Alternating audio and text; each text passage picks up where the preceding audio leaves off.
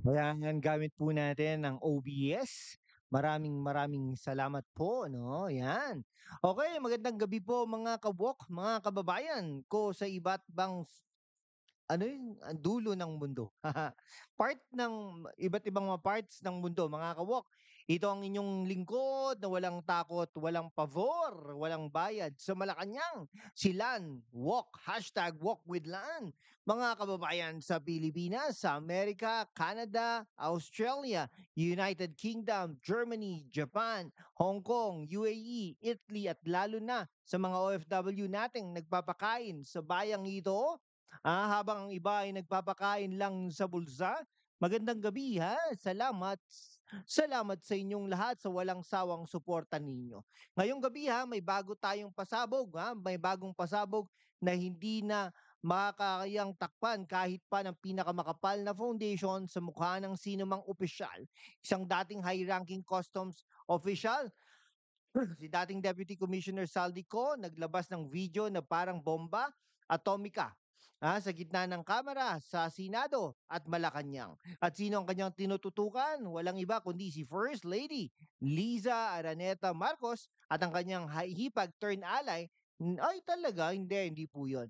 Oo mga kawak, narinig nyo na yan. Hindi po ito chika sa beauty parlor. May video, may pangalan, may detalye, may resibo. Una, pakinggan natin ang eksaktong sinabi ni Saldico sa kanyang ilang minuto na ngayon ay viral sa buong Pilipinas at sa abroad. Okay, narinig ninyo si Attorney Liza Marcos ang reyna ng smuggling di umano. Direct to the point, walang paligoy-ligoy, walang according to sources, pangalan talaga. Di umano Tapos sinabi pa niya na si Chis Escudero raw ang nagproprotekta sa mga operasyon na ito noon pang 2010s. Talaga? Sure ba yun? Okay, sa ngayon, tanong ko sa inyo mga kawok, paano mo maipapaliwanag yan? Paano mo sasabihin na fake news? Ito gaya ng may mukha, may boses, may detalye pa ng mga container vans na allegedly na prinoprotektahan di umano. At wag nyo akong bibigyan ng edited excuse. May forensic audio pa raw na ginawa ang ilang netizens. Malinaw na malinaw ang sinabi ni Zaldico. Ngayon, balikan natin ang history para maintindihan ng mga kabataan at OFW nating hindi na nakakaalala. Noong 2011 to 2016, si Chis Escudero ang chairman ng Senate Committee on Finance. Sa ilalim niya, maraming questionable importations ang nakalusot. Tapos noong 2022, nang si Lisa ay naging first lady na, biglang lumobo ang misdeclared at misrouted na container sa MICP at Port of Manila. Bilyon-bilyon ang nawalang buwis, mga kaibigan. Di umano. Ha? Hindi pa naman sigurado, di umano. At sino ang laging nasa VIP list sa mga importer na ito? Ayon kay Saldico, mga kaibigan daw ni Attorney Liza at ng pamilya Escudero, may pangalan pang binanggit, mga Davao-based importers na malapit raw kay dating President Duterte noon. Sa cross-party ito mga kawak walang pinipili ang pera. Ngayon, ang tanong ng bayan, bakit ngayon lang nagsasalita si Saldico? Simple, matapos siyang i-demote at i-harass daw ng kasalukuyang customs leadership. Wala na raw siyang takot. Sabi niya sa video, kung ako'y papatayin nila, bahala na. Pero hindi ko napapayagan na manatili ang ganitong sistema. Wow. Hero o bitter, kayo ang humusga, pero ang ebidensya narito na. Ay, nako, at mga kabataan, pakinggan ninyo ito. Ang perang nawawala sa smuggling, yan ang dahilan kung bakit walang gamit ang mga public school ninyo? Bakit mababa ang sahod ng mga guro? Bakit sobrang mahal ang bigas?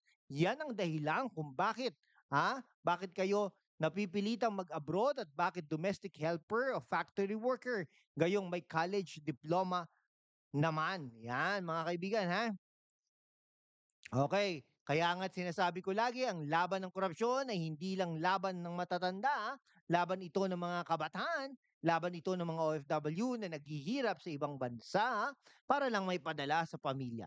Ngayon, sa mga taga-Canada, US, Australia, alam ko marami sa inyo ang nagsasabing tama na, umuwi na lang kami kung ganito rin lang, pero habang may ganitong expose, habang may Saldico na nagsasalita, may pag-asa pa kayong mag-subscribe. Kayo i-share nyo itong video na ito sa mga grupo ninyo. Ipaitindi ninyo sa mga anak nyo kung bakit sila dapat magmalasakit sa bayan.